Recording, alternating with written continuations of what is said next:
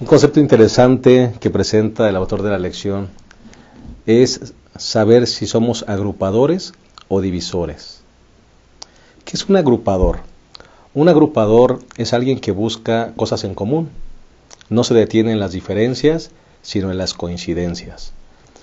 Por ejemplo, un agrupador en el área de la biología, en la clasificación de animales, podría decir, bueno, vamos a poner de un lado todos los vertebrados o los invertebrados, los mamíferos o los anfibios, los vivíparos o los ovíparos. Entonces, solamente se limita a separarlos, ¿verdad? Buscando las coincidencias de sus características. Ese sería un agrupador. ¿Pero qué sería un divisor?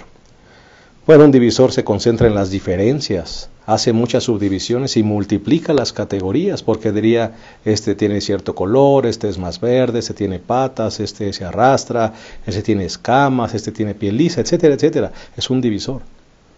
Y el autor dice que en la iglesia habemos dos grupos, los que agrupamos y los que dividimos. ¿Quiénes serían los que agrupan? Los que agrupan son los que buscan la unidad, la armonía en la iglesia, y solamente hacen subdivisiones para atención. Por ejemplo, jóvenes, familias, niños, están pensando siempre en la unidad, pero en la atención de la iglesia. Pero ¿quién sería un divisor? El divisor sería el que piensa, este es rico y este es pobre. Este es consagrado y este es mundano. Este estudia y este es un flojo. Este es fariseo, este es liberal. Y entonces empieza a subdividir la iglesia. Y solamente se busca los detalles y analiza las diferencias que los hacen, que los dividen, que los hacen diferentes. ¿Qué somos nosotros? ¿Somos agrupadores? ¿Somos divisores? ¿Para qué nos llamó el Señor? Creo que es un buen momento para reflexionar en esto y lo vamos a hacer a través de la lección número 3, la unidad del Evangelio. Que el Señor permita que cada uno de nosotros seamos agrupadores y que el Evangelio realmente nos mantenga en armonía, unidos, cumpliendo la misión a pesar de nuestras diferencias. Estamos listos para iniciar esta lección número 3, la unidad del Evangelio. Quédate con nosotros en un momento, iniciamos.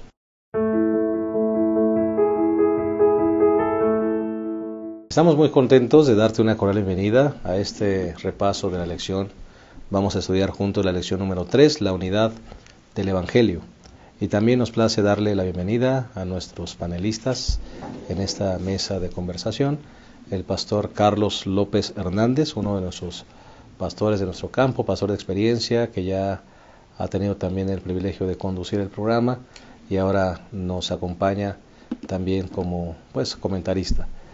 Bienvenido, pastor, Dios te bendiga. Gracias, pastor, un privilegio como siempre estar aquí con ustedes en esta mesa.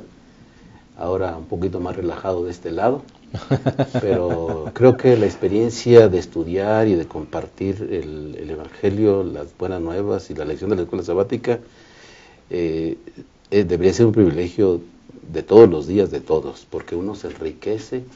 Y la lección de esta semana, pastor, esperamos que sea una bendición extraordinaria para nuestra iglesia, en donde quiera que podamos ver y compartir estos mensajes con los demás. Claro que sí. Muchas gracias, pastor. Gracias. Bienvenido. Por la invitación. Pastor Javier López Ibarra, también uno de nuestros pastores de nuestro campo, pastor joven, ya ha estado con nosotros también y hoy nos place darte una cordial bienvenida una vez más, pastor.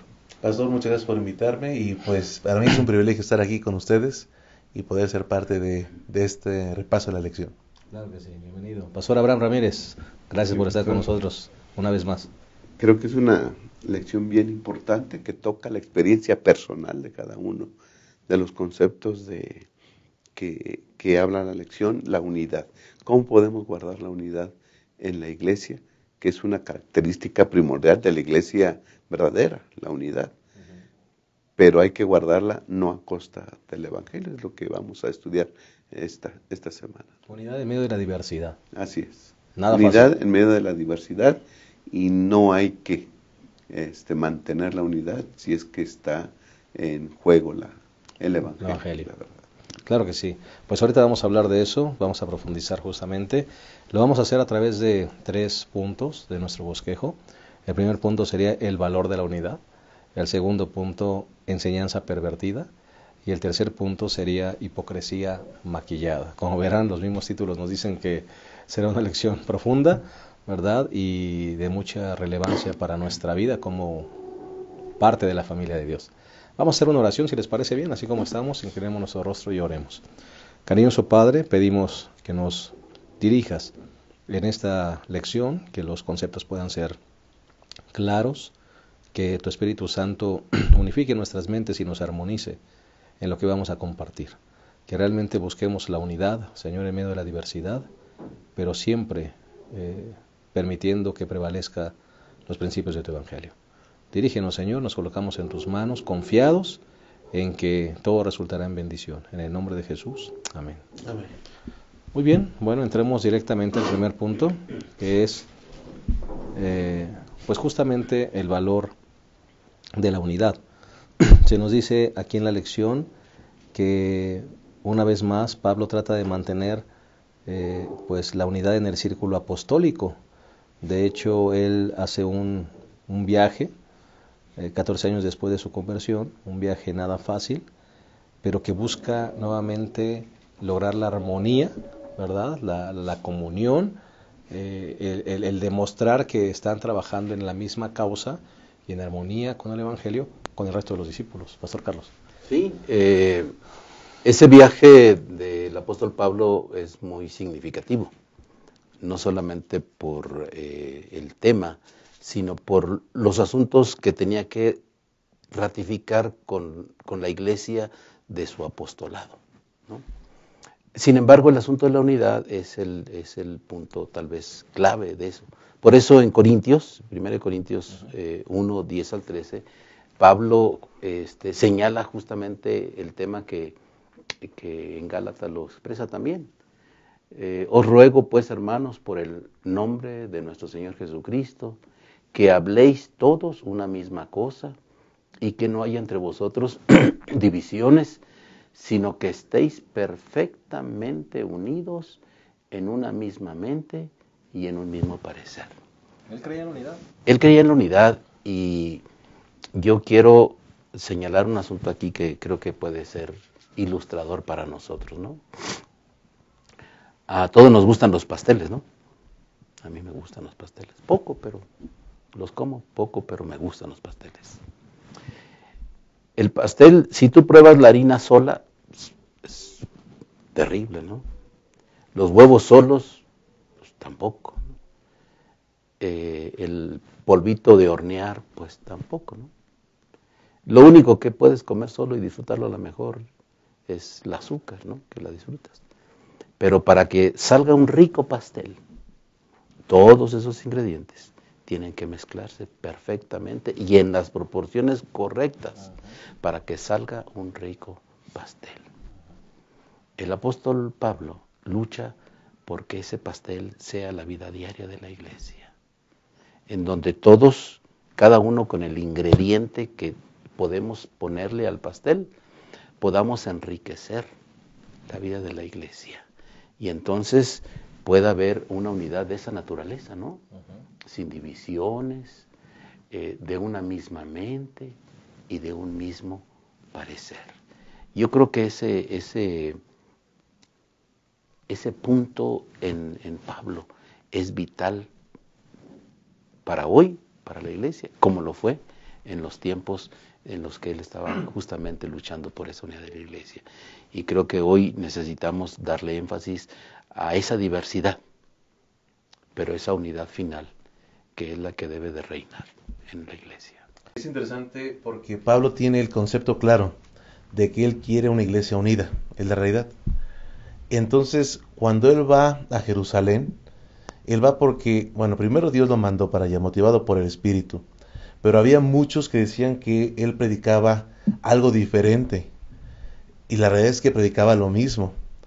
Cuando él va y se muestra en Jerusalén, no fue porque lo mandaron llamar, porque predicaba algo diferente, sino para mostrar lo que había predicado, incluso hasta va con un ejemplo, y es la forma en cómo debemos estar nosotros conectados con la misma mentalidad de Pablo en referente a la unidad, saber lo que queremos y no estar promoviendo divisiones a pesar de la diversidad, porque Pablo predicaba a los gentiles y todos sabían eso, que predicaba a los gentiles, pero eso estaba causando divisiones porque pensaban que predicaba un evangelio diferente, siendo que no era así. Una línea delgada me parece a mí, Pastor Abraham, porque se decidió que cada quien atendiera un grupo. El problema estaba en que pensaban que cada quien predicaba un evangelio diferente, Sí. ¿verdad? Y el evangelio es el que tenía que prevalecer, por eso él buscó esa unidad a través de ese viaje. Sí, pastor. Yo creo que la unidad es una de las características de la iglesia verdadera. Ya el Señor Jesús también oraba por eso, ¿no? En su oración de San Juan 17, dice, para que todos sean uno, como tú, Padre, en mí y yo en ti, que también ellos sean uno en nosotros, para que el mundo crea que tú me enviaste. Es decir, el deseo de Cristo para su iglesia es que haya unidad en ella, ¿no? Ahora, en los tiempos de Pablo, en la región de Galacia, las iglesias estaban viviendo dos problemas, en los cuales iban en contra de la unidad de las iglesias. El primero era que la autoridad de Pablo, ¿no? ¿Tú quién eres? ¿De dónde recibiste lo que estás hablando? Por eso en el capítulo 1 él trata de solucionar ese problema. Y dice el versículo 18 y 19, después pasado 3 años, fui a Jerusalén a ver a Pedro y estuve con él 15 días. Y ningún otro de los apóstoles vi, sino a Santiago, el hermano del Señor. Es decir, después de pasados 3 años, yo fui, estuve 15 días, me entrevisté con Pedro, Jacobo por ahí lo vi también, y nada más. Es decir, mi evangelio no lo aprendí, ni me lo dieron los hombres. ¿Sí? Él dice en el versículo 11, os hago saber, hermanos, que el evangelio que ha sido anunciado por mí no es de hombres. ¿Okay? Así que en el capítulo 1 habla de que el evangelio que él recibió, lo recibió de Dios. Pero había otro problema. Ahora lo que están comentando. Okay, tu evangelio, ya dijiste que tu autoridad viene de Dios. Ahora, el evangelio que predicas es diferente a los que ellos predican. Bueno, entonces dice, no, porque después de 14 años, ya llevaba 14 años predicando. Y nadie le había dicho absolutamente nada. Es decir, los apóstoles no le decían, a ver, ven para acá y dinos qué estás predicando. 14 años y nadie le había dicho nada. Dice, 14 años fui otra vez a Jerusalén con Bernabé y llevé también conmigo a Tito, que esto es importante, ¿no? Fui motivado, fui movido por una revelación. Es decir, no es que los apóstoles dijeron, a ver, estás predicando algo diferente, ven para que nos digas qué. Él fue por una revelación, el Espíritu Santo lo impulsó a ir a Jerusalén y se llevó a Tito, ¿no?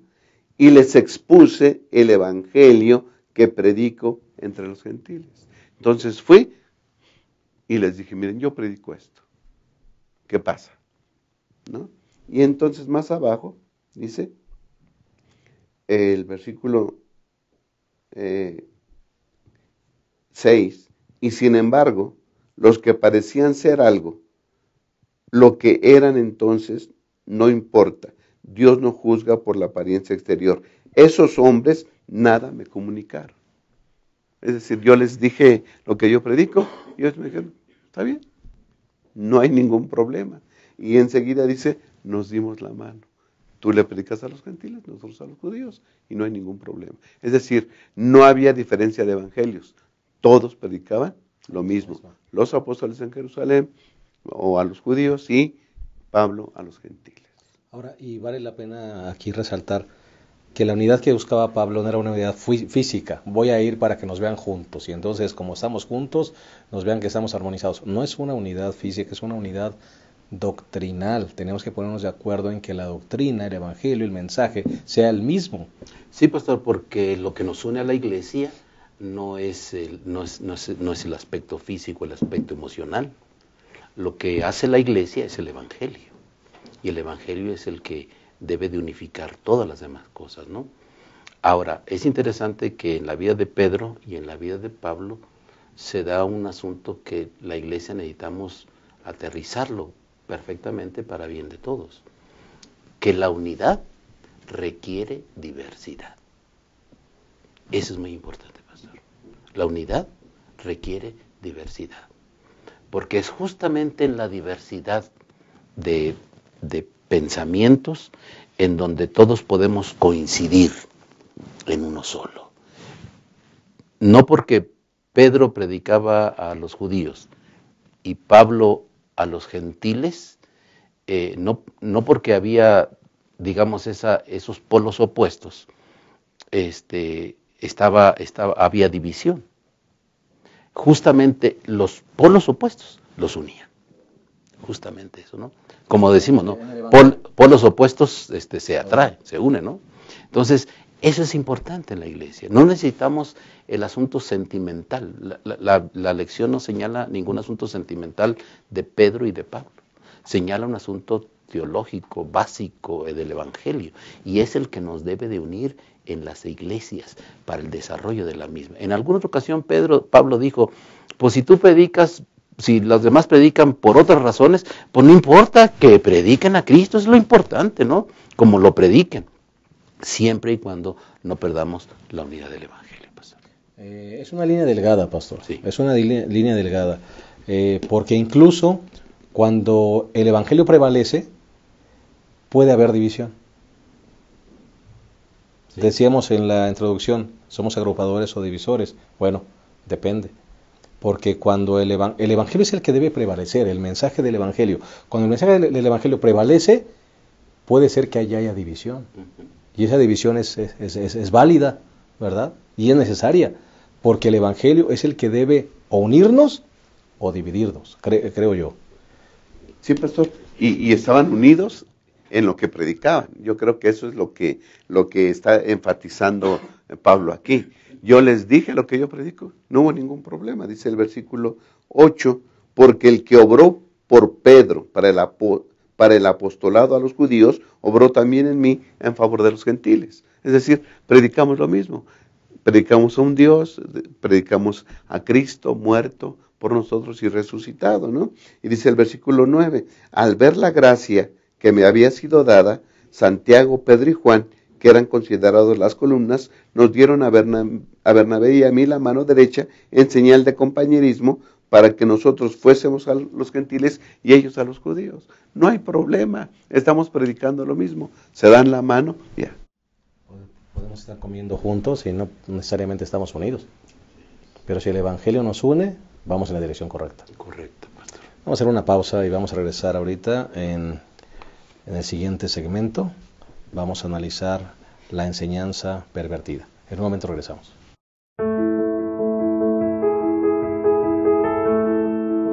Estamos de vuelta, estamos analizando la lección número 3, la unidad del Evangelio. Ya analizamos la primera parte, que es el valor de la unidad. Vamos con el segundo punto, que es enseñanza pervertida.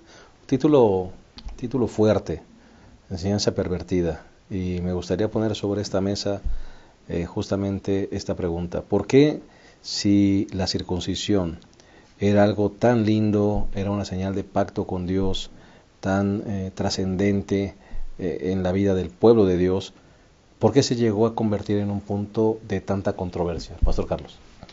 Sí, pastor. Tendremos que empezar con Génesis 17, ¿no?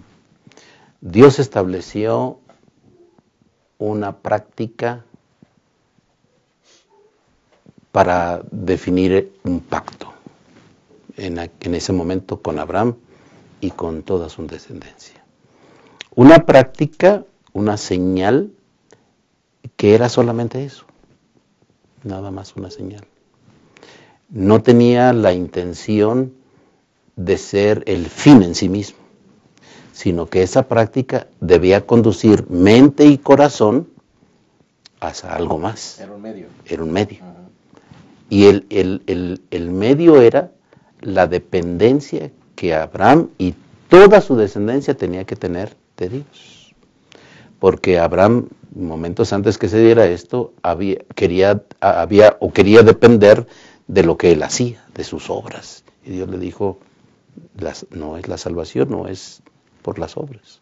Tienes que aprender a depender de mí. Te voy a dar una señal para que cada vez que lo veas o recuerdes que dependes de mí. Y esa práctica, esa señal, pastor, se pervirtió. Como muchas cosas a veces se pervierten y se pierden el sentido de nuestras vidas, ¿no? Los seres humanos también dependemos de muchas de esas cosas. Los hijos, por ejemplo, o los padres en el hogar, a veces hacemos pactos sin quererlo con los hijos, ¿no? Y a veces los rompemos o los hacemos tradicionales y ya pierden el sentido, como el 10 de mayo. Pierde todo su sentido cuando nomás lo hacemos el 10 de mayo, ¿no, pastor? O cualquier otro día, ¿no? Yo creo que el apóstol Pablo vuelve a retomar el asunto y ataca este asunto precisamente con esos hermanos que buscaban ese estilo de vida solamente superficial, y entonces ataca el asunto completamente, ¿no? La señal de la circuncisión era un asunto, pastor, solamente de dependencia. Abraham tenía que aprender a depender de Dios, porque las promesas de Dios son poderosas, como lo cantamos en el himno. Dios le había prometido descendencia y él quería hacerlo por sus obras. Él le dijo, no, son mis promesas lo más importante. Tú tienes que vivir así, ¿no? Y yo creo que nosotros hoy hablamos de la circuncisión del corazón, porque Dios tiene que desarraigar esa creencia de que nosotros podemos por nosotros mismos ser salvos, o obtener la salvación, o obtener la perfección. No lo obtenemos por nosotros mismos. Tenemos que depender de Dios, y Dios tiene que desarraigar ese yo de nosotros mismos. Y entonces en esa relación de pacto de que Dios circuncide nuestro corazón, nos quite eso, ustedes y yo podemos aprender a depender en todo del Señor, y entonces vivir una vida de pacto siempre en cumplimiento obediente a los mandamientos de Dios. El ser humano regularmente hace del fin, hace del medio el fin. Hace del medio el fin. Estoy pensando ahorita, se me vino a la mente el caso de Sansón, por ejemplo, que Sansón había sido apartado, el pelo largo, etcétera, etcétera. Pero dice que en un momento el Señor se había apartado de él. Entonces lo mismo la circuncisión, lo mismo el bautismo mismo de ahora. Puede ser solamente un rito, pero si eso no te conduce a depender de Cristo, a encontrar la salvación en Cristo, de nada sirve, Pastor Abraham. Sí, pastor, estamos viendo como una señal con un simbolismo tan precioso de dependencia en Dios se pervirtió, ¿no? Dios le había prometido a Abraham un hijo, pero ya tenía 99 años, ¿no? Señor, ¿cuándo? ¿Qué horas? ¿Cómo? No veo cómo. ¿Ok? Entonces, mira, yo voy a hacer mi parte, ¿no? Como decimos, voy a hacer mi parte. Voy a tener un hijo con una persona que no es mi esposa. Esos son los intentos humanos de cumplir las promesas de Dios. ¿Sí? Pero los planes de Dios, ¿verdad? Él los cumple, ¿verdad? A pesar de lo que el hombre haga. Ahora, Dios le dio un hijo a Abraham, un hijo del milagro, porque a los 100 años él y a los 90 años su esposa, pues es un milagro que hayan tenido un hijo. ¿Okay? Así entonces Dios le dijo a Abraham, mira, los intentos por cumplir mis planes, mis propósitos, no van. Yo voy a cumplir lo que yo te prometo. ¿Okay? Y te voy a dar un hijo. Y cuando tu hijo nazca, a todos tus hijos, tú mismo ahora, para que demuestres que has aceptado lo que yo te digo, te vas a circuncidar. Y todos tus hijos se van a circuncidar, ¿sí? ¿Para qué? Para que ellos también entiendan que hay un Dios en quien tienen que depender. Un Dios que cumple todas sus promesas, un Dios que salva. Y esa es la señal de la relación que vamos a tener. ¿Qué te parece, Abraham? Magnífico, Señor. ¿Sí? Un significado precioso que se desvirtuó, ¿sí? Se contaminó. Llegó al momento en que se circuncidaban y con eso era suficiente y decían, yo soy salvo, ¿sí? Yo ya entré en pacto con Dios, nada más por hacer esto. Pero su mente estaba lejos de Dios. Sus prácticas, su vida. Sí, su estilo de vida negaba lo que ellos habían hecho, ¿no? Y en el tiempo de Pablo, así se pensaba. Para salvarte, te tienes que circuncidar. ¿Ok? Y por eso había personas en el tiempo de Pablo que cuando los gentiles aceptaban a Cristo Jesús, aceptar a Jesús no es suficiente. Te tienes que circuncidar. Pero era solamente un grupo de personas que pensaban eso, ¿no? Porque si vemos Gálatas 2, pastor, sí, dice, fui movido por una revelación, cuando cuenta que fue 14 años después a Jerusalén, sí, y les expuse el evangelio que predico entre los gentiles, es decir, fui y les dije lo que yo predico. ¿Sí? Pero aquí viene importante, dice, pero lo hice en privado, ante los que parecían ser dirigentes, para asegurarme de que no corro ni había corrido en vano. Okay. Yo voy allá, pero yo llamo a los dirigentes de la iglesia. No voy a estarle dando cuentas a cualquiera. Tomo a los dirigentes y les digo lo que yo estoy predicando. Ellos me escucharon y entonces mira lo que dice. Sin embargo, ni a un Tito que estaba conmigo, aunque era griego, fue compelido a circuncidarse. No hay problema. Aquí traes a un muchacho que ha creído en Cristo Jesús. ¿No está circuncidado? Pues no tiene por qué circuncidarse. Ahí hay unidad. El evangelio que estoy predicando, es el mismo que ellos están predicando también, y no hay problema. No hay necesidad de circuncidarse. Yo llevé a Tito, que era griego, no se circuncidó. ¿Sí? Así que entonces la circuncisión no era ni para los apóstoles ni para Pablo, ¿sí?, un requisito para la salvación. Y recordamos, Pablo no estaba en contra de la circuncisión. O sea, Pablo estaba en contra de que obligaban a los gentiles a circuncidarse y que por medio de eso eran salvos. Uh-huh. En Hechos 15, ahí Pablo habla de que había algunos que enseñaban que si no te circuncidabas no ibas a ser salvo.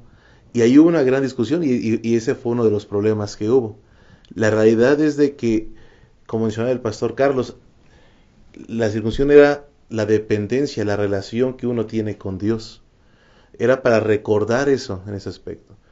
Para los gentiles era algo nuevo lo que están aprendiendo. Y Pablo enseña que estamos salvos por Cristo, no de Cristo. Para los judíos tenía mucho significado, porque era toda una vida. Y sabían que eso significaba la dependencia. Entonces ahí es donde tenemos nosotros que aprender a que muchas veces tenemos que ser flexibles en ese aspecto, sin violar lo que es el principio o lo que representa. Porque puede ser que para mí, como yo crecí con esto, en cuestión de esta tradición, entonces yo, como usted mencionaba, el medio lo convierte en un fin, siendo que no es así. No perder de vista cuál es el fin y cuál es el medio. De hecho, debería ser el resultado. La circuncisión debería ser el resultado de su método evangelístico, pastor, porque no estaba solamente limitado. El problema de ellos es que la circuncisión lo levantaron como un muro. Dice la lección, se convirtió en una señal de identidad nacional y religiosa. Se levantó la circuncisión como una barrera de decir, tú no eres salvo y nosotros sí. Tú no eres del pueblo de Dios, nosotros sí, ¿verdad? Así que tú ni nos hables, ¿verdad? Porque aquí nosotros somos el grupo exclusivo. Entonces la circuncisión, en algo hermoso, ¿verdad? Era la entrada, ¿verdad? A la relación de pacto con Dios, se convirtió en un muro. Dejó de ser puerta y se convirtió en una pared. Sí, y hoy la iglesia, pastor, enfrentamos desafíos semejantes. Uh-huh.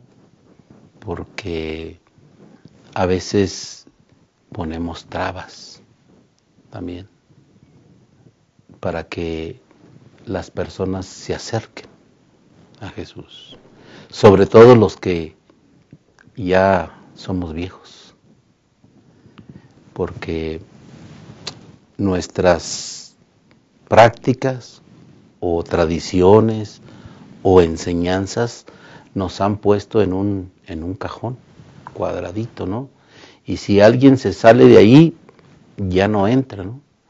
A mí me espantó una vez en algún lado donde pregunté el asunto del evangelismo. Yo no era el pastor ahí, ¿no? Pero y me dijo alguien en la iglesia, me dijo, pastor, aquí nadie se bautiza si primero no viene a la iglesia por 6 meses y diezma y ofrenda. Y entonces yo dije, wow, nadie se va a bautizar aquí en esta iglesia, entonces nunca, ¿no? Porque les ponemos esa circuncisión, ¿no? O sea, tienes que hacerlo así porque si no, no entras en el plan de la salvación. Judaizamos. Yo creo que hace rato comentábamos que hay hilos muy delgados en los que debemos de tener cuidado en dónde nos movemos, ¿no? Y la iglesia hoy debíamos despertar no tanto a cosas nuevas, ¿no? Sino a realidades prácticas más importantes para nosotros. Que la iglesia no vivamos en ciertos estándares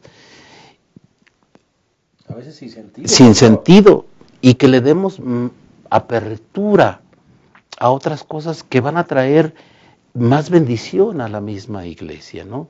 Yo creo que hoy pastor, la lección de esta semana nos invita para que abramos mente y corazón. Y entonces podamos, en medio de las diversidades, unificar todas las cosas y la iglesia pueda seguir creciendo y desarrollando. Porque finalmente, el asunto de la circuncisión, finalmente apuntaba a esa dependencia y a esa salvación que Jesús nos ofrece. Y yo creo que la iglesia hoy estamos ahí abiertas, o debemos de estar abiertas a nuevas cosas para que los demás puedan venir y no sientan las presiones de ciertas conductas que nos han hecho bien, no digo que nos han hecho mal, pero que probablemente para otros en sus contextos no entendidos correctamente puedan ser una traba. Y puede ser una barrera, en lugar de una puerta para esa relación de pacto. Así es. Vamos a hacer una pausa más, regresamos a esta lección 3, la unidad del Evangelio. Volvemos.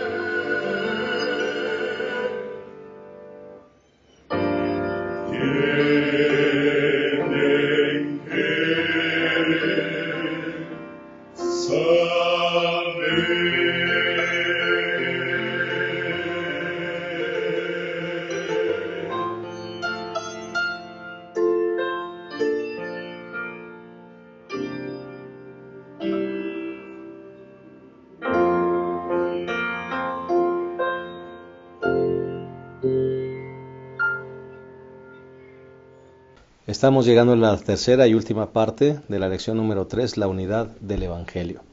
Y esta tercera parte tiene que ver con el punto hipocresía maquillada.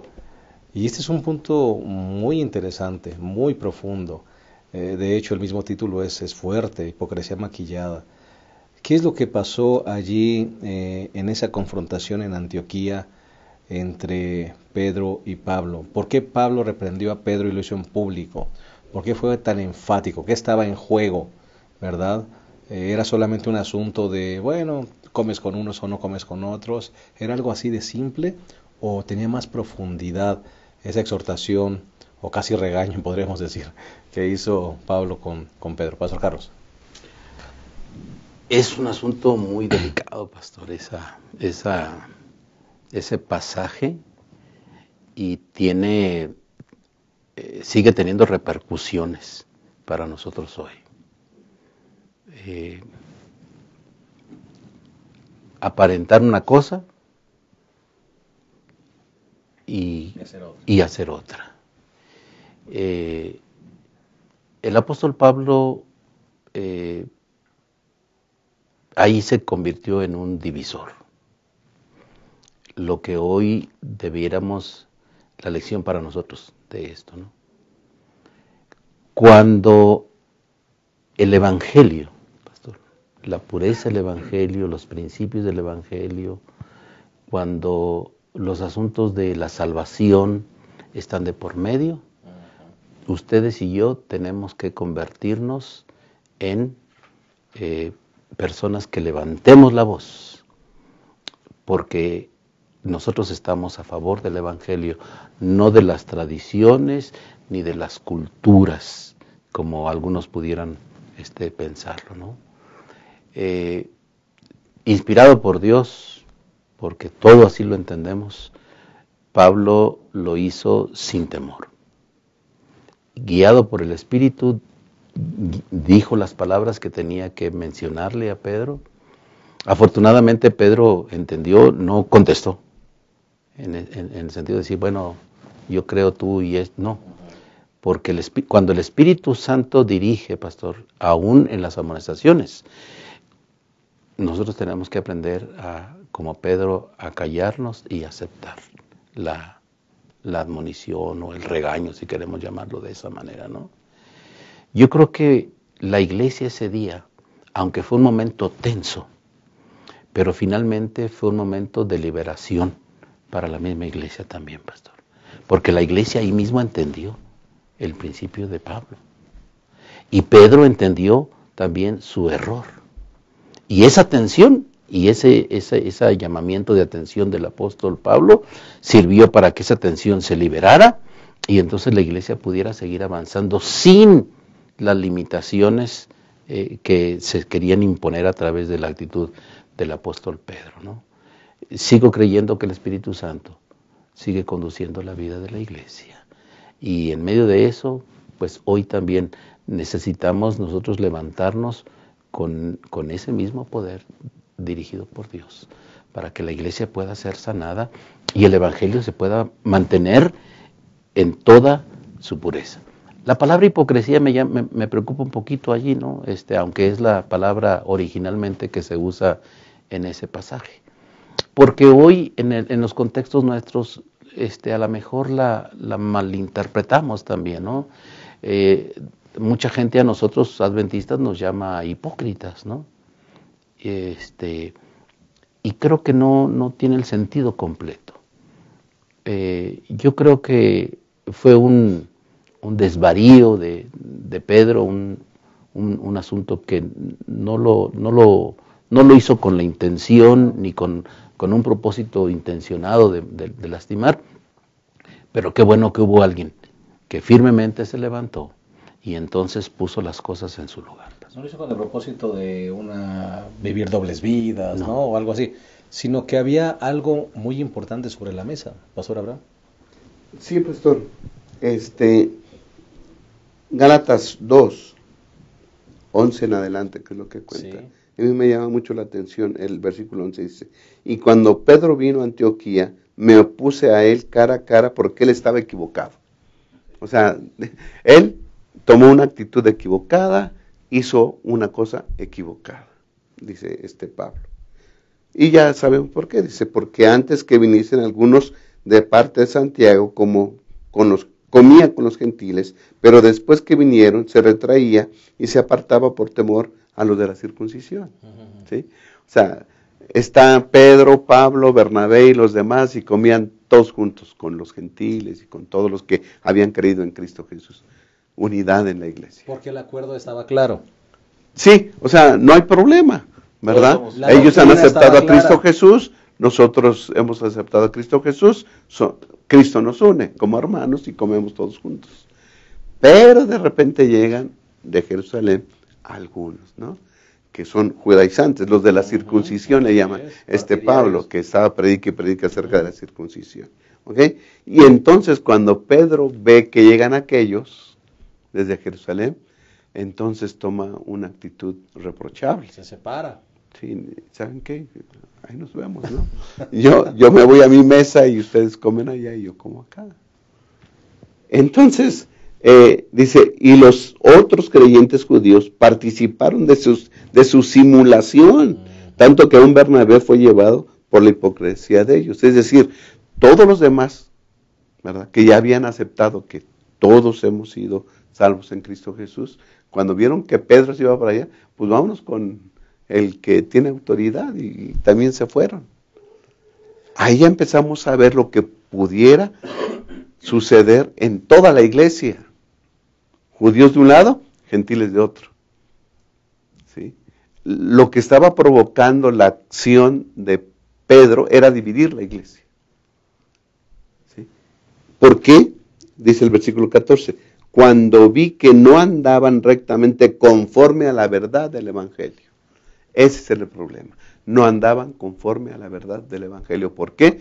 Porque la verdad del Evangelio dice que todos somos uno en Cristo Jesús. Todo eso estaba claro, la doctrina estaba clara y judíos la estaba clara. Y gentiles, circuncidados y no Pero con su circuncidados. actitud ahora demuestra, da marcha atrás. Exacto. Da marcha atrás. Ah, no, si hay categorías, me voy a la mesa de los que son de primer nivel, me separo de segundo nivel y volvemos a lo mismo. Y aún más, pastor. Si yo me separo de ellos, es que ellos necesitan circuncidarse para salvarse. ¿Sí? El Evangelio es menoscabado. El Evangelio se está haciendo a un lado. ¿Sí? Además de creer en Cristo, ustedes se tienen que circuncidar. Ser como nosotros, miren, nosotros sí estamos completos. Creemos en Cristo y estamos circuncidados. Ustedes nada más creen en Cristo. Necesitan la circuncisión para ser salvos. El Evangelio estaba viniéndose abajo. Por eso es que Pablo le reclamó cara a cara y en público. Y es algo que tenemos que poner mucha atención, porque podemos ver que el ser humano siempre piensa o se preocupa por el qué dirán. Y vemos, por ejemplo, el ejemplo de Jesús. Jesús nunca se preocupó por el qué dirán. Sí lo criticaban, dice, andaba con prostitutas, andaba con personas, con pecadores, pero lo que él enseñó es de que todos somos iguales y todos merecemos la misma salvación.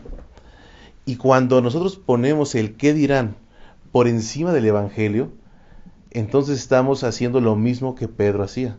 Estamos dividiendo una iglesia la cual dice que todos tenemos que ser unidos en Cristo Jesús. Porque el problema de Pedro, como mencionó el pastor, era sencillamente que con su actitud, con su ejemplo, estaba dividiendo a una iglesia. Y a veces no solamente se quedaba ahí, sino que se llevó a otras personas. Y muchas veces pensamos de que, nos decía un pastor, un líder es como un gran árbol. Cuando ese gran árbol se cae, aplasta a muchos árboles. Cuando ese gran árbol se cae, puede llevar a otros. Y a veces afectamos más a la iglesia, sencillamente porque ponemos el qué dirán, o por el temor a eso, en vez de poner el Evangelio por encima de eso. Vamos a preguntar sobre la mesa y contéstela quien guste. Nosotros como iglesia hoy decimos, bueno, los títulos se quedan afuera cuando pasamos la puerta de la iglesia, todos iguales, somos uno en Cristo, y al rato viene el rico, viene el pudiente, viene el influyente y rebajamos la norma. ¿No estamos haciendo exactamente lo mismo? Sí. Sí lo hacemos. Yo siento que el problema de aquí de Antioquía eran varios, ¿no? Uno, el asunto de que a partir de allí la iglesia podía haberse ido por dos dos vertientes, ¿no? Judíos cristianos y judíos y cristianos gentiles. O sea, y ahí ya una de las verdades fundamentales del Evangelio se pierde, ¿no? El otro asunto es el tema de la justificación por la fe, a la que Pablo está tratando de apuntar, ¿no? La justificación por la fe es el asunto que somos justificados por Cristo solamente por nuestra fe en Él y no por nuestras obras que ganamos haciendo, teniendo títulos o lo que sea. Y la iglesia tenemos que hoy entenderlo de la misma manera, ¿no? Ninguna iglesia tiene más opciones de salvación que la otra, ni la rica, ni la pobre, ni el que tiene títulos, ni el que no tiene títulos. No hay nada de esos asuntos, ¿no? Y el tercer punto que señala esta parte de la lección es el asunto de que se necesita, cuando las crisis vienen, pastor, no hay nada mejor que, como dice el dicho que hoy usamos, que hay que agarrar el toro por los cuernos. Porque cuando las crisis se vienen y nosotros damos apertura para que haya un poquito, para decir, bueno, pues es que hay esta circunstancia, bueno, es que... Entonces hacemos que la verdad del Evangelio en su totalidad, por la pureza de la unidad y la justificación por la fe, se pierda y se eche por tierra. Y entonces empezamos a buscar excusas para uno, excusas para el otro, y la verdad pura del Evangelio, pastor, se va diluyendo. Pastor, en aras de la unidad, utilizamos a veces palabras como tolerancia, respeto, cuando vemos que hay una falta clara, ¿no? La unidad no es evasión, la unidad no es ocultamiento de las faltas, de los errores como este. Bien pudo decir Pablo, bueno, está bien, ¿no? Yo respeto a Pedro, ¿no? Hay que tener tolerancia, pues que él coma con ellos, yo como con ellos. No, se levantó y le dijo en público, estás mal. ¿Sí? Creo que debiéramos tener, como dirigentes y como iglesia, tenemos tener el valor de levantarnos y decirnos lo que se tiene que hacer conforme al Evangelio. No conforme a lo que nosotros queremos también, porque puede ser que nosotros también traigamos nuestras ideas y nuestras costumbres. No, conforme al Evangelio lo que se tiene que hacer, ¿no? Que Dios nos dé esta capacidad para hacerlo y no evadir cosas. Pastor Abraham, vivimos hoy en una sociedad donde todo es tolerancia, donde todo es apertura, y un día llegará el momento en que esa tolerancia y apertura va a encontrarse con los principios y las verdades bíblicas. Y ahí tendremos que ser agrupadores o divisores. Así es. ¿Verdad? Así es.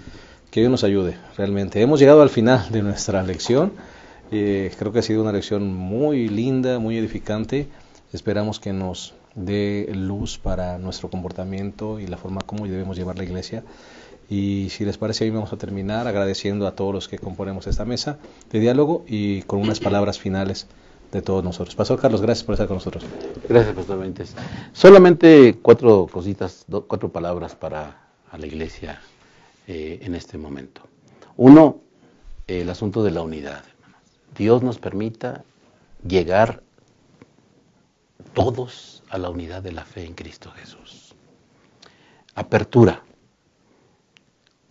La apertura que debe haber en la iglesia nos obliga a ser en su momento agrupadores, pero nos obliga también a ser divisores cuando el Evangelio está de por medio. La pureza del Evangelio, que la mantengamos recordando que solamente Cristo Jesús es nuestro medio de salvación, no hay otro. Y finalmente el asunto de la flexibilidad de la que tanto hablamos, hermanos. Yo creo que la iglesia debemos de vivir una vida de flexibilidad, pero basada en principios, no en posiciones personales. Si hacemos eso, la iglesia va a crecer, va a desarrollar y el Señor la va a seguir manteniendo pura, y de esa manera espero que el Señor nos conduzca hasta que finalmente alcancemos la salvación. Claro que sí, muchas gracias. Pastor Javier, gracias. Gracias, Pastor. Solamente me gustaría enfatizar que la unidad es parte del plan que Dios tiene para su iglesia. y de esa manera ser flexibles y entender a otros, siempre y cuando no se ponga el Evangelio o no se aplaste el Evangelio. La unidad es importante, pero es más importante el Evangelio. Y tenemos que aprender a ser unidos si queremos también estar en el cielo con Cristo. Porque si no estamos unidos aquí en la tierra, mucho menos vamos a poder estar en el cielo. Y por esa razón, tanto Pablo enfatiza que la unidad es importante, tanto en Efesios, en Gálatas, en Corintios, enfatiza justamente eso. Busquemos como iglesia la unidad. No tratemos de que los demás piensen o razonen como yo quiero, sino busquemos en Cristo Jesús esa unidad y dejemos que Él sea el que nos una como iglesia. Y entonces podremos ver las maravillas que Dios va a hacer en su iglesia. Porque una iglesia unida es una iglesia con poder. Amén. Amén. Muchas gracias, Pastor Javier. Pastor Abraham, gracias. Sí, pastor, pues orar y hacer lo posible para que el deseo del Señor Jesús se lleve a cabo, ¿no? Que seamos uno, toda la iglesia, todos los miembros de la iglesia, que lleguemos a ser uno como Cristo y el Padre son uno, ¿verdad? Que la unidad se vea en la iglesia y que nosotros andemos rectamente conforme a la verdad del Evangelio, ¿sí? Unos tienen una opinión, otros pueden tener otra opinión, pero no olvidar que son cuestión de opiniones. Ahí hay que ser flexibles en cuestión de opiniones, pero en cuanto a principios debemos nosotros ser firmes para guardar la unidad del Evangelio. Amén. Creo que en este contexto, mi comentario final sería, hermano, no nos perdamos en las formas, no nos perdamos en la ceremonia ni en los ritos. Si todas nuestras ceremonias y ritos no nos conducen a Cristo, a una relación de salvación con Cristo, y nos hacen como iglesia cumplir la misión de llevar a otros a Cristo, hemos perdido el enfoque, ¿verdad? Que Dios nos ayude a mantenernos centrados en Cristo para que nuestro evangelio sea puro, bien sustentado y nos prepare para ese momento maravilloso cuando estaremos con Cristo en el reino de los cielos. Que Dios les bendiga, nos vemos la próxima semana en la lección número 4 y gracias por el favor de su compañía. Hasta la próxima.